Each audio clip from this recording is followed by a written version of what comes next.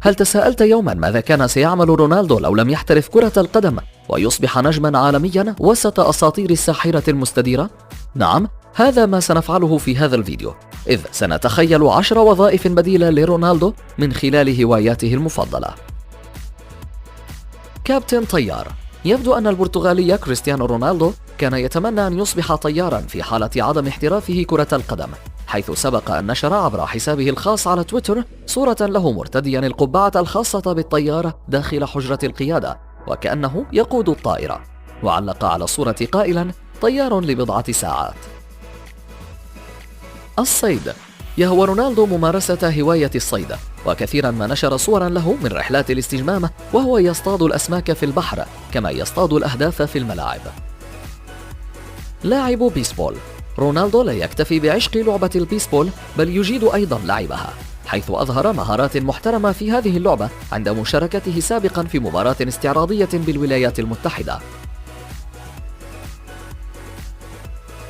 مدرب الدلافين. النجم البرتغالي يجيد التعامل مع الدلافين وقد يصلح أن يكون مدربا لها. سائق فورمولا 1. يعشق رونالدو سباقات السرعة بشكل عام وبالأخص سباقات الفورمولا 1، وعشقه لهذه الرياضة تجلى أكثر في صداقاته مع العديد من أبرز نجوم الفورمولا 1. عارض أزياء.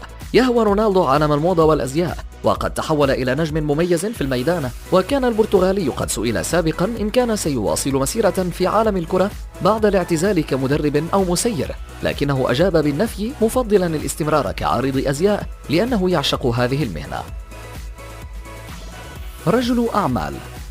رونالدو يجيد إدارة الأعمال، فهو يعد رجل أعمال ناجح، إذ يمتلك العديد من المشاريع التجارية الناجحة التي تحمل اسمه أو علامته التجارية CR7، منها خطوط أزياء متعددة وسلسلة فنادق.